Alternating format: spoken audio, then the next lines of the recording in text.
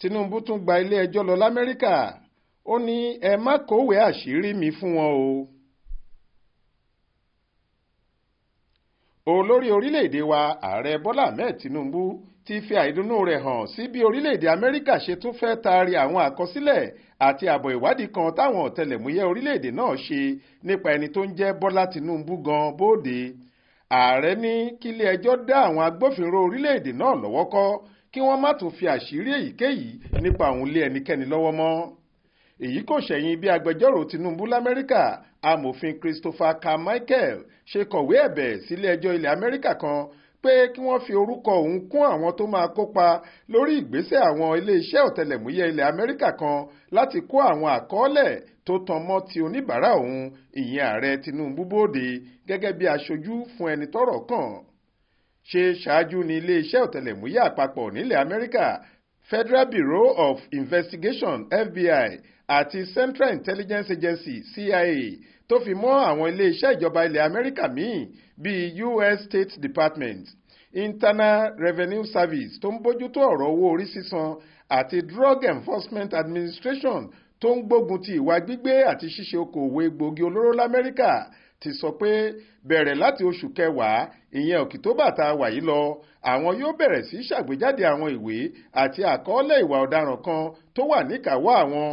Wọ́n láwọn ìwé náà pọ̀ gidi ni o, ó ju 2,500 lọ nínú èyí tí orúkọ Tinubu ti farahàn léraléra. Àwọn àjọ àti iléeṣẹ́ yìí ní ohun tó fa ìgbésẹ̀ náà ni báwọn èèyàn ṣe ń kọ̀wé ìbéèrè àti ẹ̀sùn pé àwọn fẹ́ mọ húlẹ̀húlẹ̀ nípa ẹni tó ń jẹ́ Tinubu yìí l'Amẹ́ríkà. Wọ́n fẹ́ mọ ẹni tó jẹ́ gan àtohun tó ti ṣe sẹ́yìn.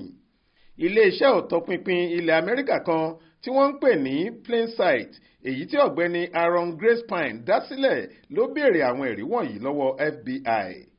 Ó lóun nílò àwọn ẹ̀rí àti àkọọ́lẹ̀ náà kí wọ́n lè tan ìmọ́lẹ̀ dáadáa sí ẹni tó ń jẹ́ Tinubu kí ìméfò àti àríyànjiyàn gbogbo sì lè dópin lórí ẹ̀ èyí tí ilé-iṣẹ́ FBI láwọn faramọ́ tí wọ́n sì ti bẹ̀rẹ̀ iṣẹ́ lórí rẹ̀ lọ́gán. Ọjọ́ 21 oṣù kẹwàá yìí ní gbèdéke àsìkò tí wọ́n fún ẹnikẹ́ni tó bá tako ìgbésẹ̀ tí FBI fẹ́ gbé yìí láti sọ̀rọ̀ síta, àìjẹ́ bẹ́ẹ̀ gbangba yóò dẹkùn kedere yóò sì bẹ́ẹ̀ wò. Gẹ́gẹ́ bí ìwé ìròyìn orí ẹ̀rọ ayélujára kan People's Gazette ṣe fìdí ẹ̀ múlẹ̀, wọ́n ní amòfin Olúwọlé Afọlábí tóun náà ń ṣojú fún ààrẹ Tinubu ti sọ pé òun àti igbákejì òun Carmichael ti parí ètò láti ṣe ẹjọ́ tako ìgbésẹ̀ ọ̀hún. Àwọn yóò sì tètè ṣe bẹ́ẹ̀ kí gbèdéke yìí tó tẹnubọpo. Wọ́n ní ìgbésẹ̀ táwọn fẹ́ gbé ọ̀hún wà níbàámu pẹ̀lú òfin ìdáàbòbò ẹ̀tọ́ oníǹkan, ó sì bá ìsọ̀rí 82 ìwé òfin tí wọ́n pè ní Civil Local Rule mu. Tẹ́ ò bá gbàgbé, níbẹ̀rẹ̀ oṣù kẹwàá yìí ni ààrẹ Tinubu fìdí rẹmi nínú àtakò rẹ̀ lòdì sí bí olùdíje fúnpò ààrẹ lẹ́gbẹ́ òṣèlú People's Democratic Party PDP Alhaji Atiku Abubakar tóun àti ẹjọ́ figagbága ṣe ní kílé-ẹjọ́ pàṣẹ kí fásitì ìpínlẹ̀ Chicago tí Tinubu lòun ti kàwé gba sàbúkẹ́ẹ̀tì kó àwọn ẹ̀rí náà fóun.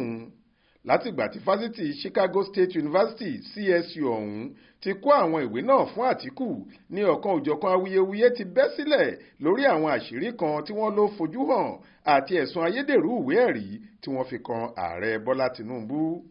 Ẹjọ́ náà wà lára àwọn ẹ̀sùn tí ilé-ẹjọ́ tó ga jùlọ nílẹ̀ wa ìyẹn Supreme Court láwọn máa bẹ̀rẹ̀ ìgbẹ́jọ́ lórí rẹ̀ lọ́jọ́ Ajé Monday ọjọ́ 23 oṣù kẹwàá yìí.